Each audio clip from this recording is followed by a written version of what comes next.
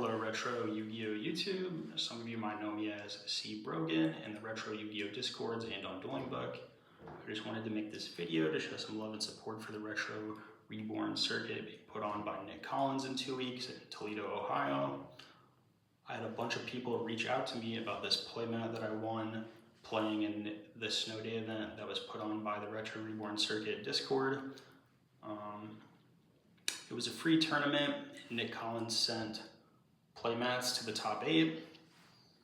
It's a really cool mat, and it was totally free. The man is kind of just putting on for the community, and so I just wanted to just show my appreciation and kind of show off the mat a little bit. When people just like put on free tournaments for the community, it's just really cool. So I just wanted to thank him for that. I know Yu-Gi-Oh! Players love deck profiles, so I thought why not do a deck profile of the deck I used to win the mat. And people had lots of questions about the mat. I think when people attend a tournament, the mat is like a really big deal to them. So I guess they wanted to make sure maybe it was worth it to attend the event. And so I just wanted to do a playmat review so you can make that decision for yourself. It was the redo format, popularized by putting in Metaphos online and Who Needs Meta. So I'll show you the deck that I used. Played 3 card B. Sorry, it was Gear if that wasn't clear. 3 card B, 3 armors, 3 arsenals, 3 accelerators. We played MK2 and Georgiano. You could play more than one, but it is retrievable with Gear Guide in the graveyard, so I think 1 is fine, and you want a lot of space for non-engines, so I think it's okay to just play 1, and Georgiano is obviously nice because of the loop with Gear Guide. I think this ratio is popularized by Samo, I believe, in the Retro Yu-Gi-Oh! Space. Same with this ratio, 1 Fortress, 1 Gear Frame. Honestly, the best thing about Fortress is that he's a searchable out to Royal Decree in the Agent and Chaos Dragon matchup. Decree like really wrecks you. And it really sucks to have to keep MST and Heavy Storm in against decks that only play Decree. So being able to grab this guy off a Gear Gigant and crash it to pop a Decree is really sick. This format lacks a lot of the extra deck tools that later formats do for Yu-Gi-Oh! So this being an option off your Gear Gigant is just like too good. Helps push damage, and it's just more consistent than Curry cards. They clog up your hand a little bit, I think. I did really like this list. Maybe you could play Thunder King as another starter, because there were times where honestly like these were not enough, I felt like. But it is what it is. We played 2 Typhoons, Reborn, Pot of Avarice, Dark Hole, Heavy Storm. These are stables. 2 Typhoons. I actually really don't like MST, but it is a good card in the format. There's 3 of them. There's Heavy Storm. There's a lot of decks that don't play trap cards though, so I find it a little bit irritating to main deck MST index. I topped another redo tournament, and I only played 1 in the Gear Dia deck that I did in that event. I'm just not like a big fan of it. I really hate like 50-50 with Typhoon, but it might be like a necessary like evil to have in your deck. I don't really know. Maybe I'm just bad, and I don't understand why you play 3. There are lots of good traps in the format, but Gear Dia plays through traps so well that I don't even know if like this is relevant. You do want to hit Wind Up Factories, so I do get that, but I don't know, MST is just kind of a weird card for me in this format, just in my opinion. People don't play Avarice, which I understand. Honestly, it wasn't crazy for me, but it was fine. It can make your hand slow to start the game. Maybe you want it to just be another starter like Thunder King, or maybe you could even try Pot of Duality or Upstart Goblins. But it was fine. That's an easy setup. I have hand traps too. I put the hand traps with my traps. I played 3 Maxi, 2 Veiler, and Gores. I have another tournament that I did well at where I played 3 Veilers, 3 Max Season Gores with Geargia. I really like the 3 Max C in Geargia. Armor is such a hard card for decks to clear in this format. The 1900 defense is just like super relevant. Thunder Kings are 19. Thunder King can't even beat a Geargia armor. He just slows the game down. Any normal summon that would deal with a Geargia armor typically has a special summon like Tour Guide or Rescue Rabbit or Venus. So your opponent basically always has to play in a Max C when they're playing against this deck. So I think you can get away with main decking 3 of them, even though it is a little awkward in certain matchups and windup isn't as popular as it probably should be. 2 Veilers, Gores. I hated like maxing certain people and then they just keep comboing to try to kill you because they know the normal lists only play 3 Max C. And so when you have one of these cards, you just win the game.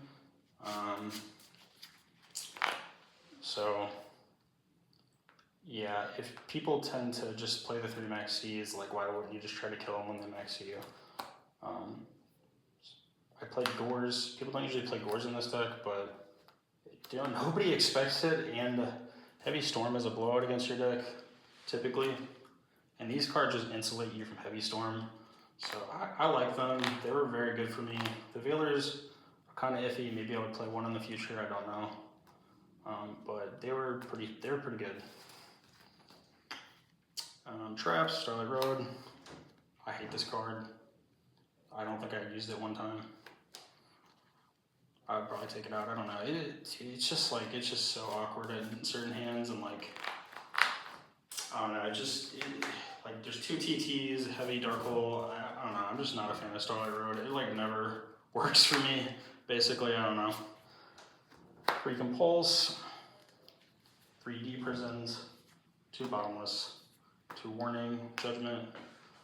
That's the rest of the traps. I played no Phoenix Chain. I played the Gores and the Veilers kind of over the Phoenix Chains, I guess. Phoenix Chain is good. I just wanted the flexibility of having those hand traps, I guess.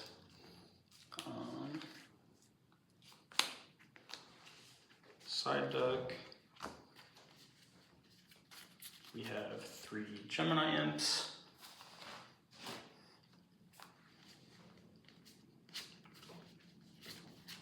The 3rd MST. Maybe you're supposed to play 3, I don't know. Geargia thrives in like a simplified game state, so like maybe you do just want 3 MSTs.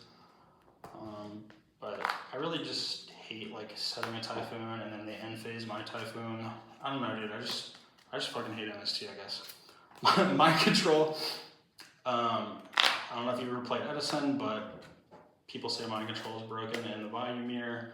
I don't know if you've ever played a Mind Control in a Geargia mirror, but it will make you and your opponent both want to throw up in their mouth. So yeah, it's busted in the Geargia mirror. 2 Soul Takers, 2 Rivalries. I would play 3, but I wanted to try out Needle Sealing because it kind of serves the same role a little bit. And they were both really good for me. Needle Sealing is awesome in this deck because you just set armor and then blow them out. Doesn't kill you, kills them. Yep, 3 macros. This card's OP. You have to side your hand traps out. This was not Prohibition, they were system downs. I don't have system downs. So that's what those are. 3 Gear Gigant in the extra deck. Pearl, Utopia, Pappy.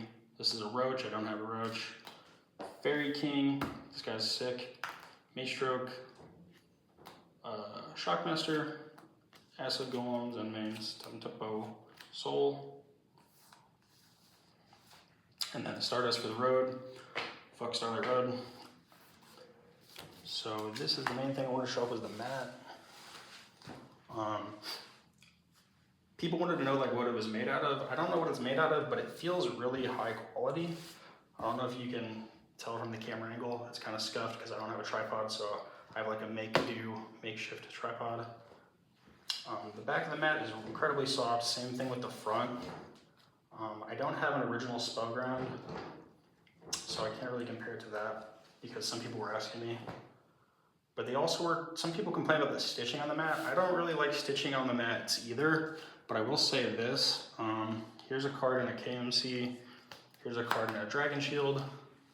If you're sliding your card like fast on this mat, like, well, I just threw the card, but it doesn't catch on this stitching.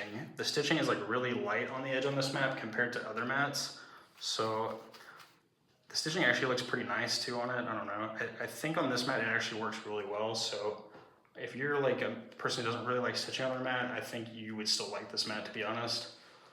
This is a Spellground V8X, I think, that I have. I play on this mainly. It's not the same as it is at all. It's more like cottony feeling, whereas this feels more like thread almost. I don't know. I'm not a fabric expert. I don't really know what to say, but this feels almost more like a hide, like animal fur maybe. I don't know. It's really weird, but it is thin and soft enough that it's not like, I don't know, it's not like super heavy, but it's like, it just feels durable. Like it just feels well made. The graphing on it looks nice. Show you the other side. You have the BLS, the Shockmaster. The paint on it looks sick. I don't know if it's paint, ink, whatever, I don't know. It is kind of textured, but it's not like overly textured to where you're annoyed by it. It looks really clean in my opinion. I don't know if you can see it with the camera angle, but I think it's a really well-made mat, and I think you would like it if you wanted an event. I have this MWEC mat right here, which I got at the MWEC, which was also put on by Nick Collins. It's incredibly different than this mat. Like the backs are like not even the same. Has way more like thread, it almost feels like, and this feels like way more flimsy than this. Like this thing feels like super, it feels like durable, but it's not so thick that you're like annoyed by it. It's like, it still feels really thin, but like it's durable at the same time. I don't really know how to describe it, but it's thicker than the newer Spellground, but I don't know, I like it way better than this. I do split my Spellground, but I don't know. I see myself using this. It's really nice.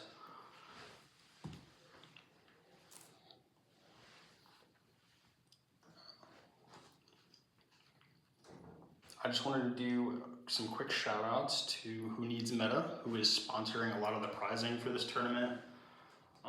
Again, Nick Collins at the RRC, putting on with the mats. Shout out Metafoes and Pudding in the Redo Discords, who kind of helped make Redo what it is. I think without them, we wouldn't even be having a Redo event. So show some love to those guys. Yeah, I hope to see you at the RRC in Toledo, Ohio. Feel free to say hello. Peace.